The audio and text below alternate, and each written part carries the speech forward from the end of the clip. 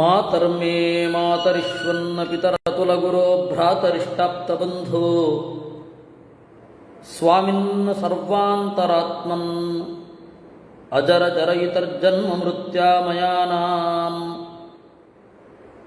ಗೋವಿಂದೇ ದೇಹಿ ಭಕ್ತಿಂ ಭವತಿ ಚ ಭಗವನ್ ಊರ್ಜಿತಾಂ ನಿರ್ನಿಮಿತ್ತಾಂ ನಿರ್ವ್ಯಾಜಾಂ ನಿಶ್ಚಲಾಂ ಸದ್ಗುಣಗಣ ಬೃಹತೀಂ ಶಾಶ್ವತೀಮಾಶುದೇವ ನಾರಾಯಣಂ ನಮಸ್ಕೃತ್ಯ ನರಂ ಚೈವ ನರೋತ್ತಮಂ ದೇವೀಂ ಸರಸ್ವತೀಂ ವ್ಯಾಸಂ ತತೋ ಜಯಮುದೀರಯೇ ವಿಜಾನತಾಂ ಅವಿತ್ತಸ್ಯ ಮಧ್ವಸ್ಯ ಜಗತಿ ಗುರೋಃ ಪೂರ್ವಾಚಾರ್ಯಮಹಿಷ್ಠಾನಾಮಿಯಂ ಪ್ರಣತಿಮಾಲಿಕಾ ಪೂರ್ಣಜ್ಞಾನಾಯ ವಿದ್ಮಹೇ ಪೂರ್ಣಾನಂದಾಯ ಧೀಮಹಿ ತನ್ನೋ ವ್ಯಾಸ ಪ್ರಚೋದಯಾತ್.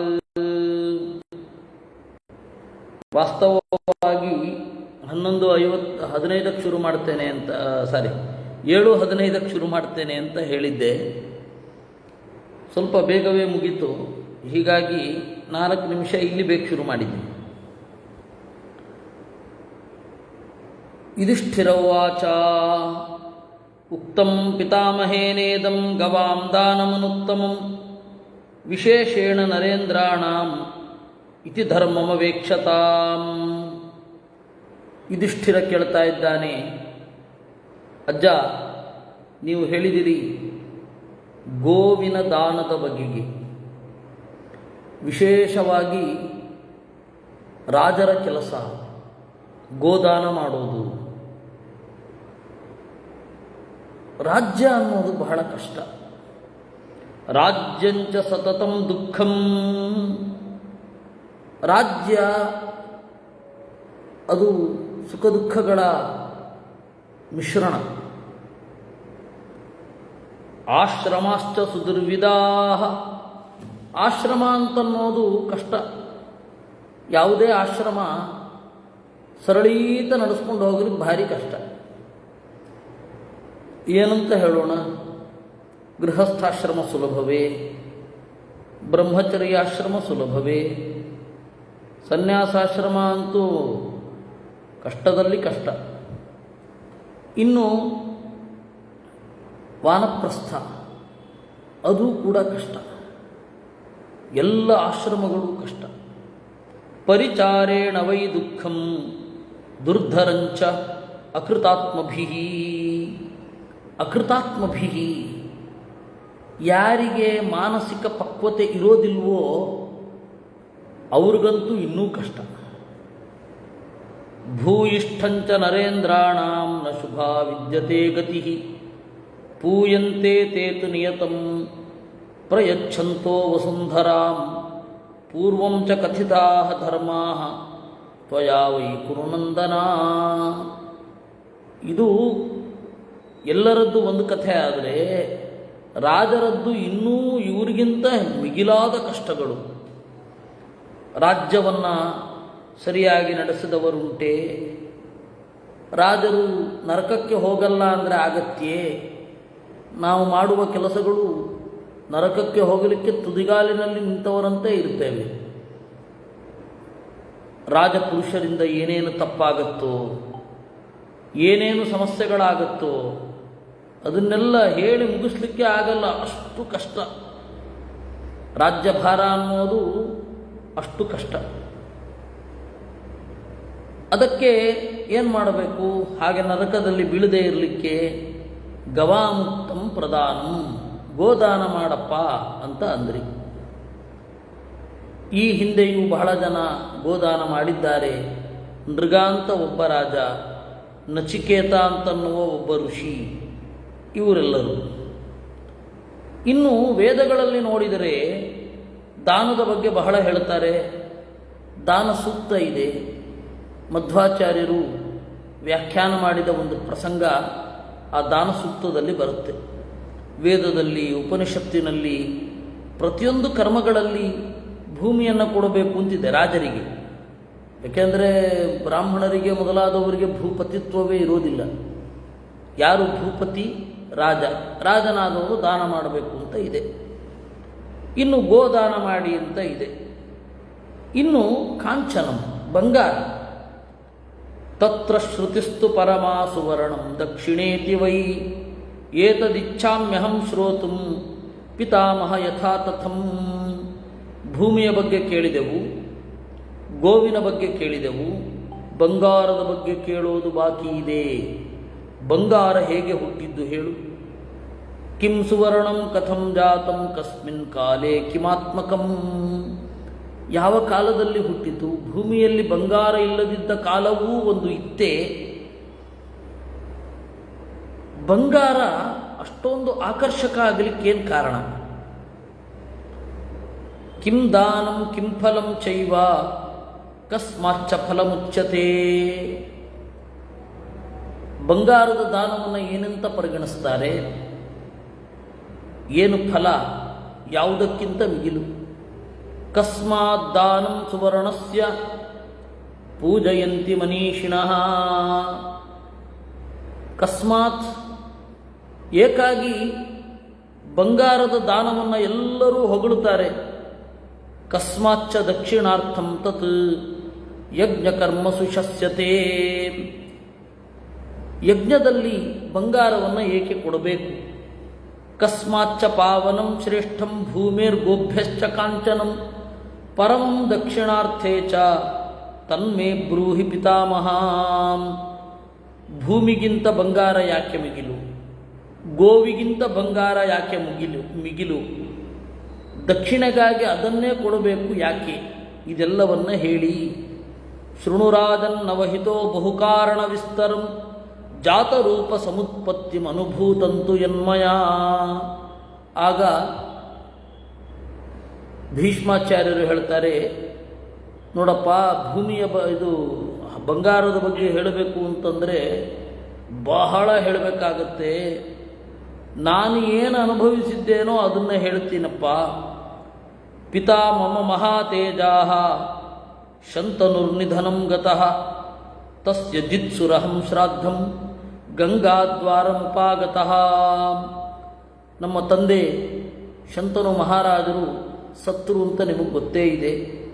ಸತ್ತಾಗ ಶ್ರಾದ್ದ ಮಾಡಲಿಕ್ಕೆ ಅಂತ ಹೇಳಿ ನಾನು ಗಂಗಾ ತೀರಕ್ಕೆ ಹೋಗಿದ್ದೆ. ತತ್ರಾಹಮಾಗತ್ಯ ಪಿತುಃ ಶ್ರಾದ್ದಕರ್ಮ ಸಮಾರಭಂ ಮಾತಾ ಮೇ ಜಾಹ್ನವೀ ಚೈವ ಸಾಹಾಯ್ಯಮಕರೋತ್ತದಾ. ನಾನು ನಮ್ಮ ತಂದೆ ಶಂತನುವಿನ ಶ್ರಾದ್ದವನ್ನು ಮಾಡಲಿಕ್ಕೆ ಅಂತ ಹೋದಾಗ ನನ್ನ ತಾಯಿ ಗಂಗಾದೇವಿ ಸಹಾಯವನ್ನು ಮಾಡಿದಳು. ತತ್ರಾಗತಾನ್ ತಪಸ್ಸಿದ್ಧಾನ್ ಉಪವೇಶ್ಯ ಬಹೂನ್ ಋಷೀನ್ ತೋಯ ಪ್ರದಾನಾತ್ ಪ್ರಭೃತಿ ಕಾರ್ಯಾಣ್ಯಥ ಸಮಾರಭಂ. ಅಲ್ಲಿ ಬೇಕಾದಷ್ಟು ಜನ ತಪಸ್ಸಿದ್ಧರಿದ್ದರು. ಅವರೆಲ್ಲರನ್ನ ಕೂಡಿಸಿ ಅರ್ಘ್ಯ ಪಾದ್ಯ ಮೊದಲಾದವುಗಳನ್ನು ಕೊಟ್ಟೆ. ತತ್ ಸಮಾಪ್ಯ ಯಥೋದ್ದಿಷ್ಟಂ ಸರ್ವಂ ಕರ್ಮ ಸಮಾಹಿತಃ ದಾತುಂ ನಿವಪನಂ ಸಮ್ಯಕ್ ಯಥಾವದಹಮಾರಭಂ. ಆಮೇಲೆ ಅತಿಥಿಗಳಿಗೆ ಸತ್ಕಾರವನ್ನು ಮಾಡಿಯಾದ ಮೇಲೆ, ಬ್ರಾಹ್ಮಣರಿಗೆ ಸತ್ಕಾರ ಮಾಡಿಯಾದ ಮೇಲೆ ನಿವಪನ ಅಂತಂದರೆ ಪಿಂಡ ಪ್ರದಾನ, ಮತ್ತು ಇದು ಪಿತೃಗಳಿಗೆ ತರ್ಪಣ ಪ್ರದಾನ, ಇವುಗಳನ್ನು ನಿವಾಪ ಅಂತ ಕರೀತಾರೆ. ನಿವಪನಂ ಅಂತ ಕೂಡ ಕರೀತಾರೆ. ಅದನ್ನು ಮಾಡಬೇಕು ಅಂತ ಹೊರಟೆ. ತತಸ್ಸದರ್ಭ ವಿನ್ಯಾಸಂ ಭಿತ್ವಾ ಸುರುಚಿರಾಂಗದಃ ಪ್ರಲಂಬಾಭರಣೋ ಬಾಹು ಉದತಿಷ್ಠದ್ವಿಷಾಂಪತೆ. ನಾನು ಭೂಮಿಯಲ್ಲಿ ದರ್ಭೆಯನ್ನು ಹಾಸಿದ್ದೆ. ಈಗ ನಾವು ವಿಷ್ಣುಪಾದದ ಮೇಲೆ ಪಿಂಡವನ್ನು ಇಡ್ತೇವೆ. ವಾಸ್ತವವಾಗಿ ಆ ರೀತಿ ಇಡೋ ಅಗತ್ಯ ಇಲ್ಲ. ಕಾರಣ ಏನು ಅಂದರೆ ಭೂಮಿಯೇ ವಿಷ್ಣುಪಾದ ಅಂತ ಕಲ್ಪನೆ.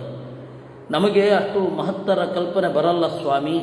ಅದಕ್ಕೆ ಆ ಒಂದು ತಾಮ್ರದ ಪಾತ್ರವನ್ನು, ತಾಮ್ರದ ಒಂದು ವಿಷ್ಣುಪಾದವನ್ನು ನೋಡಿಯಾದರೂ ಕಲ್ತ್ಕೊಳ್ಳಿ ಅಂತ ಹೇಳಿ ಅದನ್ನು ಇಟ್ಟಿದ್ದು. ಆದರೆ ಇಡಲೇಬೇಕು ಅಂತ ನಿಯಮ ಇಲ್ಲ. ನಾನು ದರ್ಭೆಯನ್ನು ಹಾಸಿದ್ದೆ. ಅದನ್ನು ಸೀಳಿ ಒಂದು ಕೈ ಬಂತು. ಸುರುಚಿರಾಂಗದ ಒಳ್ಳೆಯ ಬಳೆ ಅದಕ್ಕೆ ಇತ್ತು. ಪ್ರಲಂಬಾಭರಣೋ ಬಾಹು, ಆಭರಣ ಇಳಿಬಿದ್ದಿತ್ತು. ಅದನ್ನು ನೋಡಿದೆ. ಮುಹೂರ್ತಮಪಿತಂ ದೃಷ್ಟ್ವಾ ಪರಂ ವಿಸ್ಮಯಮಾಗತಃ ಪ್ರತಿಗ್ರಹೀತ ಸಾಕ್ಷಾನ್ಮೇ ಪಿತೇತಿ ಪುರುಷರಷಭ. ಸರಿ, ನನ್ನ ತಂದೆಯ ಕೈಯೇ ಬಂದಿದೆ ಅಂತ ಹೇಳಿ ಗೊತ್ತಾಯಿತು ನನಗೆ. ತಥೋ ಮೇ ಪುನರೇವಾಸೀತ್ ಸಂಜ್ಞಾ ಸಂಚಿತ್ಯ ಶಾಸ್ತ್ರತಃ ನಾಯಂ ವೇದೇಶು ವಿಹಿತೋ ವಿಧಿರಹಸ್ತ ಇತಿ ಪ್ರಭೋ. ಆಮೇಲೆ ಯೋಚನೆ ಮಾಡಿದ್ದೆ, ತಂದೆಯ ಕೈಯೇ ಬಂದಿದೆ, ತಂದೆಯನ್ನು ಉದ್ದೇಶಿಸಿಕೊಂಡು ಶ್ರಾದ್ದ ಮಾಡ್ತಾ ಇರೋದು, ಕೊಟ್ಬಿಡ್ಲೇನು ಅಂತ. ಆಮೇಲೆ ಅನ್ನಿಸಿತು, ಶಾಸ್ತ್ರದಲ್ಲಿ ಅದಿಲ್ವೇ ಇಲ್ವಲ್ಲ, ವೇದದಲ್ಲಿ ಕೈಯಲ್ಲಿ ಕೊಡಬೇಕು ಅಂತ ಇಲ್ಲ. ಕೈಯಲ್ಲಿ ಕೊಡೋದಾದರೆ ಬದುಕಿದ್ದಾಗಲೇ ಕೊಡಬಹುದು, ಇಲ್ಲ ಸತ್ತ ಮೇಲೆ ಕೈ ಬಂದರೆ ಕೊಡಬಹುದು ಅಂತಂದರೆ ಇದೊಂದೇ ಕೇಸು ಆ ತರಹ ತೋರೋದು. ಸ್ವಯಂ ದಶರಥ ಕೂಡ ಹಾಗೆ ಬರಲಿಲ್ಲ. ಪಿಂಡೋ ದೇಯೋ ನರೇಣ ತಥೋ ಮತಿರಭುನ್ಮಮ ಸಾಕ್ಷಾತ್ ದೇಹಂ ಮನುಷ್ಯಸ್ಯ ಪಿತರೋಂತರಹಿತ ಕ್ವಚಿತ್. ನಾವು ಪಿತೃಗಳ ನಾಮ ಪ್ರತೀಕದಲ್ಲಿ ಕೊಡೋದು ವಿಹಿತವಾದದ್ದು, ನೆಲದಲ್ಲಿಯೇ ಇಡಬೇಕಾದದ್ದು, ಇಲ್ಲವೇ ದರ್ಭೆಯ ಮೇಲೆ ಇಡಬೇಕಾದದ್ದು, ವಿನಃ ಪಿಂಡವನ್ನು ಯಾವತ್ತೂ ಕೈಯಲ್ಲಿ ಕೊಡೋದಲ್ಲ. ಪಿತೃದೇವತೆಗಳು ಅಂತರ್ಹಿತಾ ಗೃಹಂತಿ, ಕಣ್ಣಿಗೆ ಕಾಣದೆಯೇ ತೆಗೆದುಕೊಳ್ತಾರೆ. ತಥೋಹಂ ತದಪಾಕ್ರಮ್ಯ ಪಿತೃಹಸ್ತ ನಿದರಚನಂ ಶಾಸ್ತ್ರ ಪ್ರಮಾಣ ಸೂಕ್ಷ್ಮಾರ್ಥಂ ಇಮಂ ಪಾರ್ಥಿವ ಸಂಸ್ಮರೇ. ನಾನು ಕೊಡೋಲ್ಲ ಅಂದೆ. ನನ್ನ ಅಪ್ಪನಿಗೆ ದುಃಖ ಏನೂ ಆಗಲಿಲ್ಲ, ಅವನು ಅದನ್ನು ಒಳ್ಳೆಯದು ಅಂದ. ತಥೋ ಮಾಂ ದರ್ಶಯಾಮಾಸು ತೃಪ್ತಾಸ್ತೆ ಪಿತರಸ್ತತಾಂ. ಪಿತೃದೇವತೆಗಳೇ ಕಣ್ಣ ಮುಂದೆ ಬಂದರು. ಅವರು ಹೇಳಿದರು, ಭೀಷ್ಮನೇ ನೀನು ಸರಿಯಾಗಿ ಮಾಡಿರುವೆ. ಕಾರಣ ಏನು ಅಂದರೆ, ಶಾಸ್ತ್ರವಿಹಿತವಾದದ್ದು ಯಾವುದು? ದರ್ಭೆಯ ಮೇಲೆ ಕೊಡಬೇಕು. ತಂದೆಯ ಕೈ ಬಂದಾಗಲೂ ಕೂಡ ನೀನು ಯೋಚನೆ ಮಾಡಿದೆ, ಕೊಡಬೇಕಾ ಕೊಡಬಾರ್ದಾ ಅಂತ. ಅದರಿಂದಾಗಿ ನೀನು ಕೊಡಲಿಲ್ಲ, ಸಂತೋಷ ಆಯಿತು. ವಿಜ್ಞಾನೇನ ತವಾನೇನ ಎನ್ನ ಮುಹ್ಯಸಿ ಧರ್ಮತಃ. ಈ ಒಂದು ವಿಶೇಷ ಜ್ಞಾನ ಇರುವುದರಿಂದಲೇ ಧರ್ಮತಃ ನ ಮುಹ್ಯಸಿ, ನಿನಗೆ ಧರ್ಮದ ವ್ಯಾಮೋಹವಿಲ್ಲ. ಆತ್ಮ ಧರ್ಮಶ್ರುತಂ ವೇದಾ ಪಿತರಶ್ಚ ಮಹರ್ಷಿಭಿಃ ಸಾಕ್ಷಾತ್ ಪಿತಾಮಹೋ ಬ್ರಹ್ಮ ಗುರವೋಥ ಪ್ರಜಾಪತಿಃ ಪ್ರಮಾಣಮುಪನೀತಾ ವೈ ಸ್ಥಿತಿಶ್ಚ ನ ವಿಚಾಲಿತಾ. ಶಾಸ್ತ್ರವನ್ನು ಪ್ರಮಾಣವಾಗಿ ಸ್ವೀಕರಿಸಿರುವೆ, ನಿನ್ನ ಮನಸ್ಸನ್ನು ಕೇಳಿಕೊಂಡೆ. ಮುಖ್ಯವಾಗಿ ಧರ್ಮ ನಿರ್ಣಯ ಆಗೋದು ನಮ್ಮ ಅಂತರ್ಮನಕ್ಕೆ, ನಮ್ಮ ಚಿತ್ತಶುದ್ಧಿ ಇದೆಯಾ ಅಂತ ನೋಡಬೇಕು. ಶಾಸ್ತ್ರ ಇದೆ, ಎಲ್ಲ ಇದೆ, ಚಿತ್ತಶುದ್ಧಿ ಇದೆಯಾ ಅಂತಲೂ ನೋಡಬೇಕು. ಅಲ್ಲ, ನಮ್ಮ ಚಿತ್ತಶುದ್ಧಿ ಹೇಗೆ ಪ್ರಮಾಣ ಆಗತ್ತೆ ಅಂದರೆ, ಅಷ್ಟು ಶುದ್ಧವಾದ ಬಾಳ್ವೆ ಇರಬೇಕು. ಅಂದರೆ ಶಾಸ್ತ್ರನಿಷ್ಠವಾದ ಬಾಳ್ವೆ ಇತ್ತು ಅಂದರೆ ಕೆಲವೊಂದು ಸಂಗತಿಗಳನ್ನು ನಾವೇ ತೀರ್ಮಾನ ಮಾಡಬಹುದು ಅಂತ ಭೀಷ್ಮಾಚಾರ್ಯರು ಹೇಳ್ತಾರೆ. ಭೀಷ್ಮಾಚಾರ್ಯರಂಥವರು ಹಾಗೆ ಮಾಡ್ತಾರೆ. ನಾವು ಶಾಸ್ತ್ರವೇತ್ತರಲ್ಲಿ ವಿಚಾರಿಸಿ ಅದಾದಮೇಲೆ ಯಾವುದು ಯುಕ್ತ ಅಂತ ಯೋಚನೆ ಮಾಡಬೇಕು. ನಾವು ನಮ್ಮ ಒಳಗಡೆಯ ಮಾತನ್ನು ಕೇಳದೇ ಇರೋದು ಅಲ್ಲ, ಹಾಗಂತ ಹೇಳಿ ಶಾಸ್ತ್ರದ ಮಾತನ್ನು ನೋಡದೇ ಇರೋದು ಅಲ್ಲ. ಇವೆರಡನ್ನೂ ಸಮಾವೇಶಗೊಳಿಸಿಕೊಳ್ಳಬೇಕು. ಇದು ಬಹಳ ಮುಖ್ಯ. ಇಲ್ಲ, ಪುಸ್ತಕದಲ್ಲಿ ಹೇಳಿದೆ ಹಾಗೆ ಮಾಡ್ತೇನೆ ಅನ್ನೋದು ಅಸಂಗತ. ನನಗೆ ತೋರ್ತಾ ಇದೆ ಹಾಗೆ ಮಾಡ್ತೀನಿ ಅನ್ನೋದು ಅಸಂಗತ. ಎರಡನ್ನೂ ಮರ್ಜ್ ಮಾಡಿ, ಎರಡನ್ನೂ ತಾಳೆ ಮಾಡಿ, ವಿಮರ್ಶೆ ಮಾಡಿ ನೋಡಬೇಕು. ಅದರಿಂದಾಗಿ ನೀನು ಆ ಕೆಲಸ ಮಾಡಿದೆ. ಆತ್ಮ ಧರ್ಮ ಶ್ರುತಂ ವೇದಾ ಪಿತರಶ್ಚ ಮಹರ್ಷಿಭಿಃ. ಆತ್ಮ, ನಿನ್ನನ್ನು ನೀನು ಕೇಳಿಕೊಂಡೆ. ಇನ್ನು ಶಾಸ್ತ್ರವನ್ನು ಗಮನದಲ್ಲಿಟ್ಟುಕೊಂಡೆ, ವೇದಗಳನ್ನು, ಪಿತೃಗಳನ್ನು ಎಲ್ಲವನ್ನ ಕೇಳಿಕೊಂಡೆ. ಸಾಕ್ಷಾತ್ ಪಿತಾಮಹೋ ಬ್ರಹ್ಮ ಗುರವೋಥ ಪ್ರಜಾಪತಿ. ಇನ್ನು ಎಲ್ಲರನ್ನೂ ಬ್ರಹ್ಮದೇವರನ್ನೂ ಕೂಡ ಮನಸ್ಸಿನಲ್ಲಿ ನೆನೆದು ಯೋಚನೆ ಮಾಡಿದೆ. ನಿನ್ನ ಗುರುಗಳ ಬಗ್ಗೆ ಯೋಚನೆ ಮಾಡಿದೆ. ತದಿದಂ ಸಮ್ಯಗಾರಬ್ಧಂ ತ್ವಯಾದ್ಯ ಭರತರ್ಷಭಾ. ಅದರಿಂದ ತದಿದಂ ಸಮ್ಯಗಾರಬ್ಧಂ, ನೀನು ಮಾಡಿದ್ದು ಒಳ್ಳೆಯದಾಯಿತು. ಕಿಂತು ಭೂಮೇರ್ಗವಾಂ ಚಾರ್ಥೆ ಸುವರ್ಣಂ ದೀಯತಾಮಿತಿ. ಇನ್ನು ಉಳಿದಿರೋದು ಒಂದೇ, ಏನು?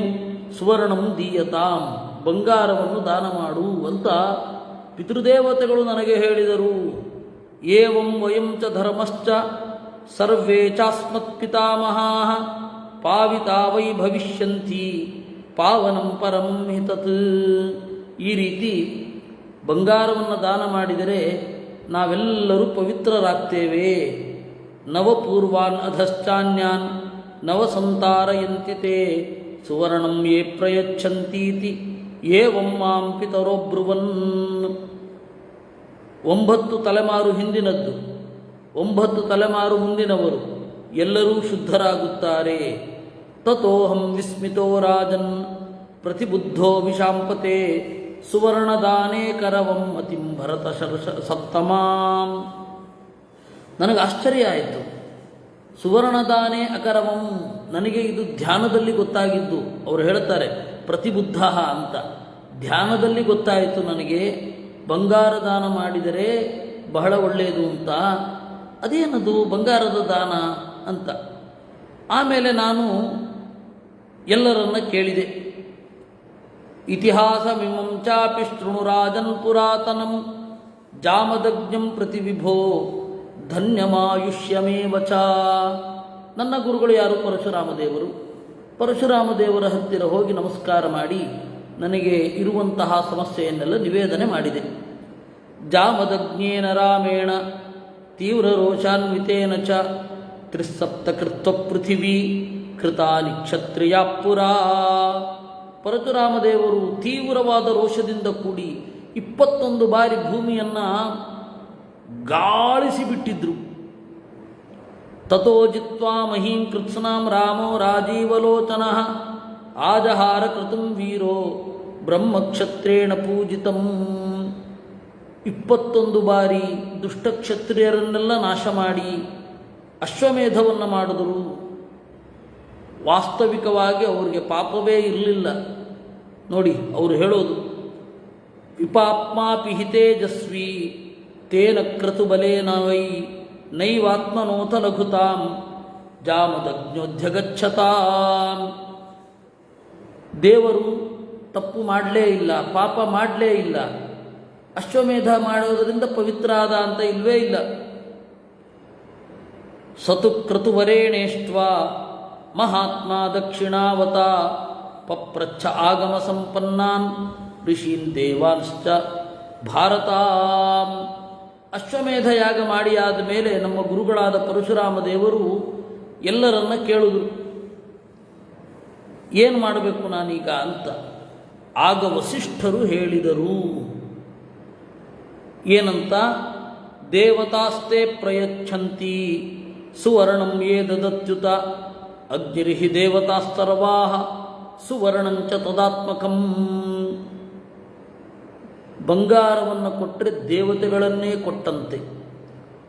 ಅಗ್ನಿರ್ಹಿ ದೇವತಾಸ್ತರ್ವಾಹ, ಬಂಗಾರದಲ್ಲಿ ಎಲ್ಲ ದೇವತೆಗಳ ಸನ್ನಿಧಾನ ಇರುತ್ತೆ.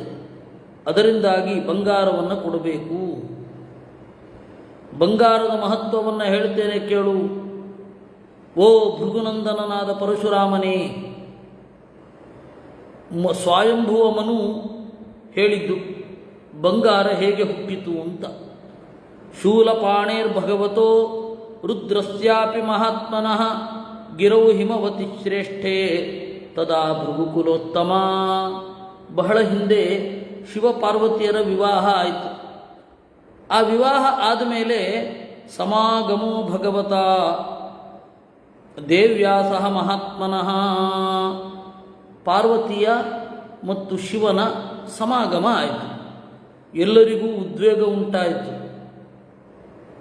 ದೇವಾಹ ಅಯಂ ಸಮಾಗಮೋ ದೇವ ದೇವ್ಯಾ ಸಹ ತವಾನಘ ತಪಸ್ವಿನಸ್ತಪಸ್ವಿನ್ಯ ತೇಜಸ್ವಿನ್ಯಾತಿ ತೇಜಸಃ. ಓ ರುದ್ರನೇ, ನೀನು ಪಾರ್ವತಿಯೊಡನೆ ಕೂಡಿದ್ದಿ. ಪಾರ್ವತಿಗೂ ರುದ್ರನಿಗೂ ಏನು ಅದ್ಭುತವಾದ ಸಮಾಗಮ. ಈ ಕಥೆಯನ್ನು, ಇಲ್ಲೊಂದು ವಿಷಯ ಹೇಳಬೇಕು. ಈ ಕಥೆಯನ್ನು ಹೆಚ್ಚು ಕಡಿಮೆ ಎಲ್ಲ ಪುರಾಣಗಳು ಹೇಳಿವೆ. ಆಮೇಲೆ ವಾಲ್ಮೀಕಿ ರಾಮಾಯಣದಲ್ಲಿ ಸ್ವಲ್ಪ ಇದೆ. ಹಾಗೆ ನೋಡ್ಲಿಕ್ಕೆ ಹೋದರೆ ವನಪರ್ವ ಮಹಾಭಾರತದಲ್ಲಿ ವಿಸ್ತಾರವಾಗಿ ಇದೆ. ಮತ್ತು ಇಲ್ಲಿಯೂ ಕೂಡ ಸ್ವಲ್ಪ ಒಂದು ಸ್ವಲ್ಪ ಇರುತ್ತೆ, ಸ್ವಲ್ಪ ಹೆಚ್ಚಿಗೆ, ಆ ತರಹ ಹೆಚ್ಚು ಕಡಿಮೆ ಇಲ್ಲಿಯೂ ಕೂಡ ನಮಗೆ ಅದನ್ನೆಲ್ಲ ಕಾಣ್ತೇವೆ. ಶಿವ ಹಾಗೂ ಪಾರ್ವತಿಯರ ಸಮಾಗಮ ಆಯಿತು. ಈ ಶಿವ ಹಾಗೂ ಪಾರ್ವತಿಯರ ಸಮಾಗಮ ಆದರೆ ಯಾರಿಗೆ ಪ್ರಯೋಜನ? ದೇವತೆಗಳ ಸಮಾಗಮ ಅನ್ನೋದು ಎಲ್ಲ ಮನುಷ್ಯರಿಗೆ, ನಂತರದ ಎಲ್ಲರಿಗೂ ಪ್ರಯೋಜಕ ಆಗಿರಬೇಕು. ನಿನ್ನ ರೇತಸ್ಸನ್ನು ಪಾರ್ವತಿ ಜೀರ್ಣಿಸಿಕೊಳ್ತಾಳೆ. ಆದರೆ ಜಗತ್ತಿಗೆ ಅದರ ಪ್ರಯೋಜನ ಸಿಗೋದಿಲ್ಲ. ತನ್ನೂನಂ ತ್ರಿಷು ಲೋಕೇಶು ನ ಕಿಂಚಿತ್ ಶೇಷಯಿಷ್ಯತಿ. ಸೃಷ್ಟಿ ಭೂಮಿಯನ್ನು ಚಂದ ಕಾಣಿಸುವುದಿಲ್ಲ. ಅದರಿಂದಾಗಿ ಅಪತ್ಯಾರ್ಥಂ ನಿಗ್ರಹೀಶ್ವ ತೇಜೋಜ್ವಲನಮುತ್ತಮಂ.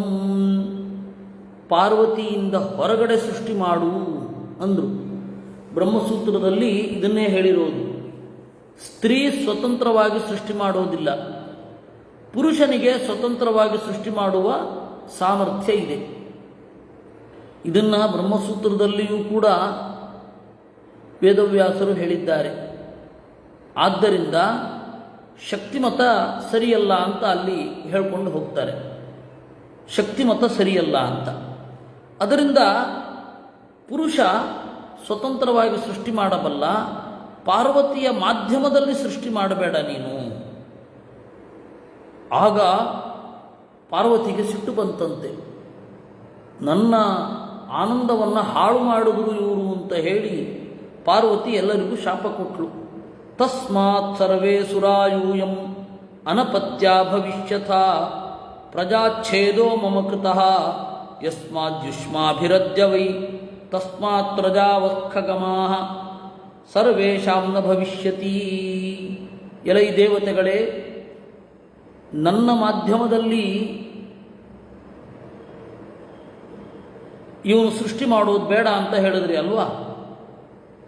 ನಾನು ನಿಮಗೆಲ್ಲರಿಗೂ ಶಾಪ ಕೊಡ್ತಾ ಇದ್ದೇನೆ, ನಿಮಗೆ ಮಕ್ಕಳು ಆಗದೇ ಇರಲಿ ಅಂತ ಶಾಪ ಕೊಟ್ಟರು. ವಾಸ್ತವವಾಗಿ ಇದೊಂದು ದೊಡ್ಡ ವಿಡಂಬನೆ. ದೇವತೆಗಳಿಗೆ ಅದಾಯಾದಾಹ ಅಂತ, ದೇವತೆಗಳಿಗೆ ವಾರಸುದಾರರು ಇರೋದಿಲ್ಲ. ಅದು ನೆನಪಿಟ್ಕೊಳ್ಬೇಕಾದ ಸಂಗತಿ.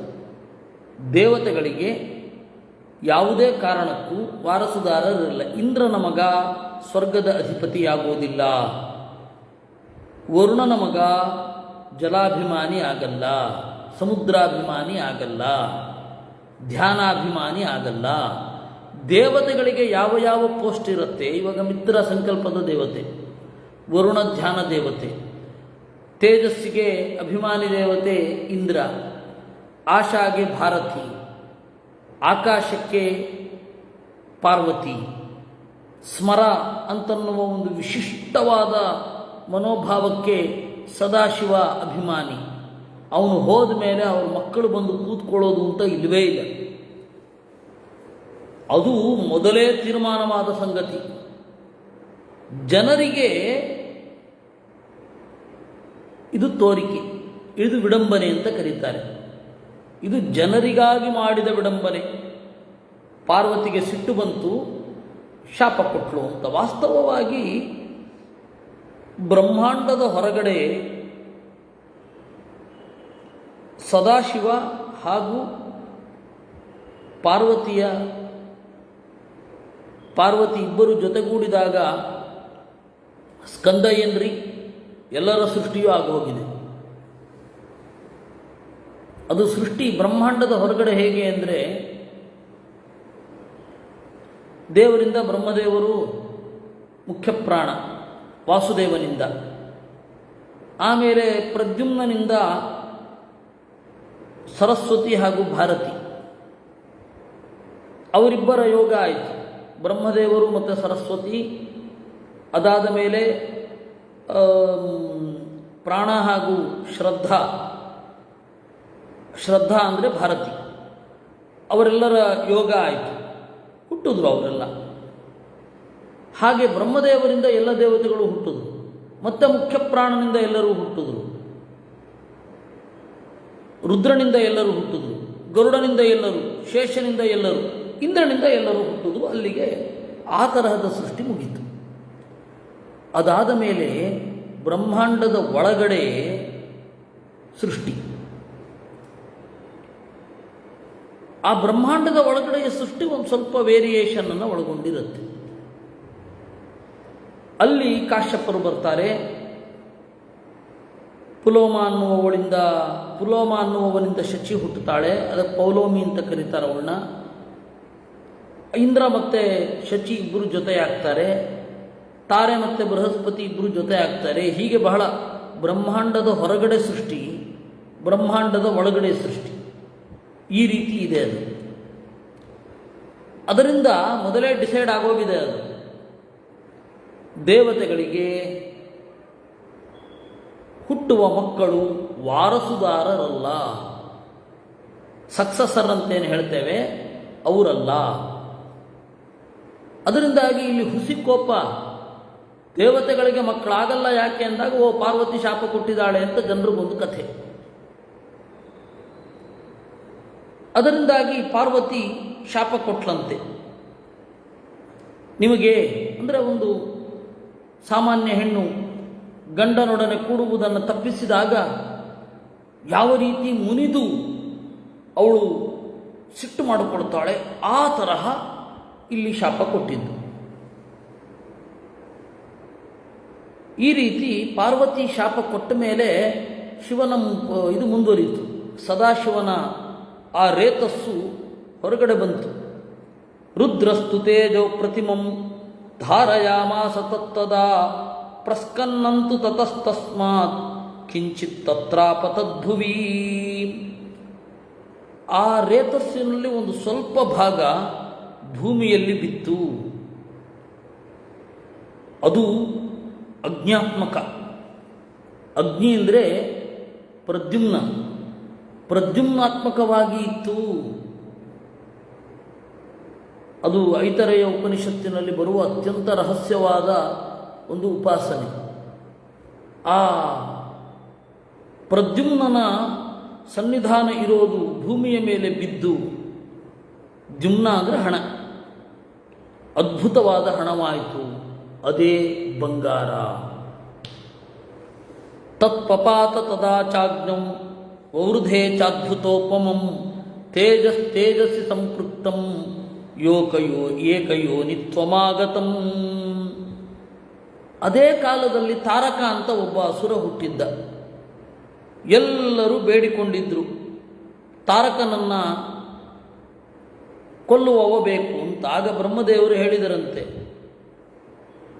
ನಾನು ಎಲ್ಲರಿಗೂ ಸಮಾನ. ತಾರಕ ನನಗೂ ವರ ಕೇಳಿದ್ದಾನೆ, ಕೊಟ್ಟಿದ್ದಾನೆ. ನೀವು ವರ ಕೇಳಿದ್ರೆ ನಿಮಗೂ ಕೊಡ್ತೇನೆ, ಏನು ಬೇಕು ಅಂತ ಕೇಳಿದ್ರು. ತಾರಕನನ್ನು ಒಬ್ಬ ಕೊಲ್ಲುವವನು ಬೇಕು ಅಂತಂದರು. ಆಗ ಆಯಿತು, ಶಿವ ಹಾಗೂ ಬ್ರಹ್ಮ ಅವರಿಬ್ಬರೂ ಕೂಡ ಸಂಕಲ್ಪ ಮಾಡಿ, ಬ್ರಹ್ಮ ಇದು ಶಿವ ಮತ್ತು ಪಾರ್ವತಿ ಸೇರುವ ಮುನ್ನವೇ ಒಬ್ಬ ಬೀಳ್ತಾನೆ, ಸ್ಕಂದ, ಜಾರ್ತಾನೆ ಅಂತ. ಸ್ಕಂದ ಅಂದರೆ ಜಾರಿದವ. ತಾಯಿಯ ಹೊಟ್ಟೆಗೆ ಹೋಗುವ ಮೊದಲೇ ಜಾರಿದವ ಏನಿದ್ದಾನೆ ಅವನು ಸ್ಕಂದ. ಅವನನ್ನೇ ಕಾಮ ಅಂತ ಕರೀತಾರೆ. ಇಲ್ಲಿ ಸ್ಪಷ್ಟವಾಗಿ ಸನಾತನೋ ಹಿ ಸಂಕಲ್ಪ ಕಾಮ ಇತ್ಯಭಿಧೀಯತೆ ಅಂತ. ಈ ಕಾಮ ಏನಿದ್ದಾನೆ ಅವನು ಬಹಳ ಒಳ್ಳೆಯ ದೇವತೆ. ನಮಗೆ ಇತಿಹಾಸ ಪುರಾಣಗಳನ್ನು ತಿಳಿಯಬೇಕು ಅಂತನ್ನುವ ಬುದ್ಧಿ ಕೊಡುವವ, ಪಂಚರಾತ್ರಗಳನ್ನು ತಿಳಿಯಬೇಕು ಅಂತನ್ನುವ ಬುದ್ಧಿ ಕೊಡುವವ, ಒಳಿತಿನ ಕಡೆಗೆ ಒಯ್ಯುವವ. ಈ ಕಾಮಯೇಷ ಕ್ರೋಧಯೇಷ ರಜೋಗುಣ ಸಮುದ್ಭವ ಅಂತ ಗೀತೆಯಲ್ಲಿ ಬರುತ್ತಲ್ಲ, ಆ ಕಾಮ ಕಾಲನೇಮಿ, ಅವನಿಂದ ಅಭಿಮನ್ಯಮಾನವಾದದ್ದು. ಜನರೆಲ್ಲ ಕನ್ಫ್ಯೂಸ್ ಮಾಡ್ಕೊಂಡ್ಬಿಟ್ಟಿದ್ದಾರೆ, ವಿಶೇಷತಃ ಮಧ್ವಾಚಾರ್ಯರಿಗಿಂತ ಹಿಂದಿನ ಭಾಷ್ಯಕಾರರು. ಈ ದೇವಲೋಕದ ಕಾಮನನ್ನೇ ದುಷ್ಟ ಅಂತ ಚಿತ್ರಣ ಮಾಡಿದವರು ಇದ್ದಾರೆ. ಆದರೆ ಮೂಲಭೂತವಾಗಿ ಈ ಕಾಮ ಒಳ್ಳೆಯವನು. ಈ ಕಾಮ ಸ್ಕಂದ ಇಬ್ಬರು ಒಂದೇ. ಈ ಸ್ಕಂದ ಮತ್ತು ಸನತ್ಕುಮಾರ ಇಬ್ಬರು ಒಂದೇ ಅಂತ ಹೇಳಿ ಛಂದೋಗೋಪನಿಷತ್ತಿನಲ್ಲಿ ಹೇಳ್ತಾರೆ. ತಂ ಸ್ಕಂದ ಇತ್ಯಾಚಕ್ಷತೆ, ತಂ ಸ್ಕಂದ ಇತ್ಯಾಚಕ್ಷತೆ ಅಂತ ಹೇಳುವಲ್ಲಿ. ಅದರಿಂದಾಗಿ ಅವನು ಮುರುಗ. ಮೊನ್ನೆ ಒಂದು ಒಳ್ಳೆಯ ನಿರ್ವಚನ ತಿಳಿದು ಬಂತು ರಮೇಶ್ ಅವರ ಮೂಲಕ. ಮುರಾರಿ, ರುದ್ರ, ಕಮಲಾಸನ, ಈ ಮೂರರಲ್ಲಿಯೂ ಹುಟ್ಟಿದವ ಮುರುಕ. ಅದು ಹೋಗಿ ಮುರುಗ ಆಗೋಗಿದೆ ಅಂತ ತಮಿಳರ ಬಾಯಲ್ಲಿ. ಅದರಿಂದಾಗಿ ಆ ತರಹದ ಮೂರೂ ಜನರ ಒಂದು ಮಾಧ್ಯಮದಿಂದ ಹೊರಗಡೆ ಬಂದವನು ಅವನೇ ಸ್ಕಂದ ಆಗಿ ಬರಬೇಕಿತ್ತು. ಬಂದ. ಅವನೇ ಹೊರಬಂದು ದೇವತೆಗಳ ಸೇನಾಧಿಪತಿಯಾದ. ತತ್ತೇಜೋಗ್ನಿರ್ಮಹದ್ಭೂತಂ ದ್ವಿತೀಯಮಿವ ಪಾವಕಂ. ಆ ರೇತಸ್ಸು, ಶಿವನ ರೇತಸ್ಸು ಬಹಳ ಭಾಗವಾಗಿ ಬಂತು. ಅದರಲ್ಲಿ ಒಂದು ಭಾಗ ಬಂಗಾರ ಮತ್ತು ಬೇರೆ ಬೇರೆ ಗಣಿಗಳು, ಲೋಹದ ಗಣಿಗಳಿಗೆಲ್ಲ ಅದೇ ಕಾರಣ. ಬೆಂಕಿಯ ಉತ್ಕಟವಾದ ಸಂಯೋಗವೇ ಕಾರಣ. ಪ್ರಧಾನವಾದ ಭಾಗ ಅದು ಸ್ಕಂದ ಆಯಿತು. ಅಗ್ನಿಯ ಮಾಧ್ಯಮದಲ್ಲಿ ಮತ್ತು ಗಂಗೆಯ ಮಾಧ್ಯಮದಲ್ಲಿ ಈ ಎಲ್ಲ ಕೆಲಸಗಳು ಆಯಿತು. ಅದರಿಂದಾಗಿ ಸುವರ್ಣವನ್ನು ಅಗ್ನಿದ್ರವ್ಯ ಅಂತ ಕರೀತಾರೆ. ಇಷ್ಟೇ ಇರೋದು. ಸುವರ್ಣ ಪಾರ್ಥಿವ ಅಲ್ಲ ಅಂತಲ್ಲ, ಅದರ ಫಾರ್ಮೇಷನ್ನಲ್ಲಿ ಅಗ್ನಿಯ ಪಾತ್ರ ಜಾಸ್ತಿ ಇತ್ತು ಅಂತ ಹೇಳಿ ಆಗ್ನೇಯ ಅಂತ ಹೇಳಿ ಕರೀತಾರೆ. ಅಂತಹ ಬಂಗಾರ ತೇಜಸ್ಸಿನ ಪ್ರತಿನಿಧಿ, ಎಲ್ಲ ದೇವತೆಗಳ ಪ್ರತಿನಿಧಿ. ಆ ತರಹದ ಅಗ್ನಿ ಇದ್ದ ಮೇಲೆ ಎಲ್ಲ ದೇವತೆಗಳಿರಬೇಕು. ಆ ತರಹದ ಬಂಗಾರವನ್ನು ನೀನು ಕೊಡಬೇಕು ಅಂತ ಹೇಳಿ ಅವರು ಹೇಳ್ತಾರೆ. ಹುತಾಶನೋ ನ ತತ್ರಾಸೀತ್ ಶಾಪಕಾಲೇ ಸುರೋತ್ತಮಾಃ ಸ ಉತ್ಪಾದಯಿತಾಪತ್ಯಂ ವಧಾರ್ಥಂ ತ್ರಿದಶದ್ವಿಷಾಂ. ಪಾರ್ವತಿಯ ಶಾಪ, ನಿನಗೆ ಮಕ್ಕಳಾಗದೇ ಇರಲಿ, ನಿಮ್ಮಿಂದ ಯಾವುದೇ ಹುಟ್ಟು ಆಗದೇ ಇರಲಿ ಅಂತ ಶಾಪ ಬರುವಾಗ ಅಲ್ಲಿ ಅಗ್ನಿ ಇರಲಿಲ್ಲ. ಹೀಗಾಗಿ ಸ್ಕಂದನನ್ನು ಭೂಮಿಗೆ ಕೊಡುವಲ್ಲಿ ಅಗ್ನಿಯ ಪಾತ್ರ ಇತ್ತು. ಅವನನ್ನು, ಸ್ಕಂದನನ್ನು ಏನಂತ ಕರೀತಾರೆ? ಆಗ್ನೇಯ ಅಂತ ಕರೀತಾರೆ. ಸ್ಕಂದನ ಮಂತ್ರವನ್ನು ಜಪ ಮಾಡುವಾಗ ಅಗ್ನಿ ಬೀಜವನ್ನು ಹೇಳ್ತಾರೆ. ಇದು ಇರುವಂಥದ್ದು. ತಸ್ಮಾದ್ವೋ ನ ಭಯಂ ದೇವಾಃ ಸಮುತ್ಪತ್ಸ್ಯತಿ ಪಾವಕಿಃ ಅನ್ವಿಷ್ಯತಂ ವೈಜ್ವಲನಂ ತಥಾ ಚಾದ್ಯನಿಯುಜ್ಯತಾಂ. ಇದು ತಾರಕನು ಸಾಯಲಿಕ್ಕೆ ಕಾರಣವಾದದ್ದು ಅಂತ ಹೇಳಿದ್ರು. ಈ ಎಲ್ಲ ವಿಚಿತ್ರವಾದ ಘಟನೆಗಳ ಹಿನ್ನೆಲೆಯಲ್ಲಿ ಸ್ಕಂದ ಈಚೆ ಬಂದ. ಆ ಸ್ಕಂದನ ಜೊತೆಗೇನೆ ಬಂಗಾರವೂ ಹುಟ್ಟಿತು. ಮೊದಲು ಅಗ್ನಿಯನ್ನು ಹುಡುಕ್ರಿ ಅಂತ ಹೇಳ್ತಾರೆ. ಅಗ್ನಿ ಅವಾಗಿರಲ್ಲ. ದೇವತೆಗಳೆಲ್ಲ ಅಗ್ನಿಯನ್ನು ಹುಡುಕಿಕೊಂಡು ಹೋಗ್ತಾರೆ. ಏತದ್ವಾಕ್ಯಮುಪಶ್ರುತ್ಯ ತಥೋ ದೇವಾ ಮಹಾತ್ಮನಃ ಜಗ್ಮುಃ ಸಂಸಿದ್ಧ ಸಂಕಲ್ಪಾಃ ಪರ್ಯಟಂತೋ ವಿಭಾವಸು. ಅಗ್ನಿಯನ್ನು ಹುಡುಕ್ತಾ ಹೋಗ್ತಾರೆ. ಎಲ್ಲ ಕಡೆ ಹುಡುಕ್ತಾ ಇರುವಾಗ ನಷ್ಟಮಾತ್ಮನಿ ಸಲ್ಲೀನಂ ನಾಭಿಜಗ್ಮುರು ಹುತಾಶನಂ. ಆಗ ಅವರಿಗೆ ಗೊತ್ತಾಗುತ್ತೆ, ಇಲ್ಲ ಅಗ್ನಿದೇವ ನಮ್ಮ ಒಳಗಡೆಯೇ ಇದ್ದಾನೆ ಅಂತ. ಆದರೆ ನಮ್ಮ ಒಳಗಡೆ ಇರುವವರನ್ನು ತೆಗೆದುಕೊಳ್ಳಿಕ್ಕಾಗೋದಿಲ್ಲ. ಅವನನ್ನು ಹೊರಗಡೆ ಬಿಡೋದು ಬೇಡ. ಮತ್ತೆ ಎಲ್ಲಿ ಅಂತ ಹುಡುಕುವಾಗ ನೀರಿನಲ್ಲಿ ಅಗ್ನಿ ಇದ್ದಾನೆ ಅಂತ ಉಪನಿಷತ್ತು ಹೇಳುತ್ತೆ. ನೀರಿನಲ್ಲಿ ಅಗ್ನಿ ಇದ್ದಾನೆ ಅನ್ನೋದು ನಿಮ್ಮ ಅನುಭವದಲ್ಲಿಯೂ ಸಿದ್ಧ ಅಂತ. ನಾಲಿಗೆ ಇದೆ, ಅಲ್ಲಿ ಬೆಂಕಿ ಇದೆ. ಅದರಿಂದಾಗಿ ನಾಲಿಗೆ ಒಣಗಿದರೆ ನೀರು ಹಾಕ್ಕೊಂಡ್ರೆ ಮತ್ತೆ ನೀರಿನೊಳಗಣ ಬೆಂಕಿ ನಾಲಿಗೆಯಲ್ಲಿಯೇ ಗೊತ್ತಾಗತ್ತೆ ಅನುಭವಕ್ಕೆ ಅಂತ. ಆಗ ನೀರಿನಲ್ಲಿರುವ ಬೆಂಕಿಯನ್ನು ತೆಗಿಲಿಕ್ಕೆ ಅಂತ ಹೋದರು. ಅಲ್ಲಿ ಏನಾಯಿತು ಅನ್ನೋದನ್ನು ನಾವು ನಾಳೆ ನೋಡೋಣ ಅಂತ ಹೇಳ್ತಾ ಇವತ್ತೊಂದು ಸ್ವಲ್ಪ ಬೇಗ ಮುಗಿಸೋದಕ್ಕೆ ಕ್ಷಮೆಯನ್ನು ಕೇಳ್ತಾ ಈ ಒಂದು ಮಹಾಭಾರತದ ಚಿಂತನವನ್ನು ದೇವರಲ್ಲಿ ಸಮರ್ಪಿಸ್ತೇನೆ. ನೀವು ನನ್ನ ಜೊತೆಗೆ ಸೇರಿಕೊಳ್ಳಿ. ಕೃಷ್ಣಾರ್ಪಣಮಸ್ತು.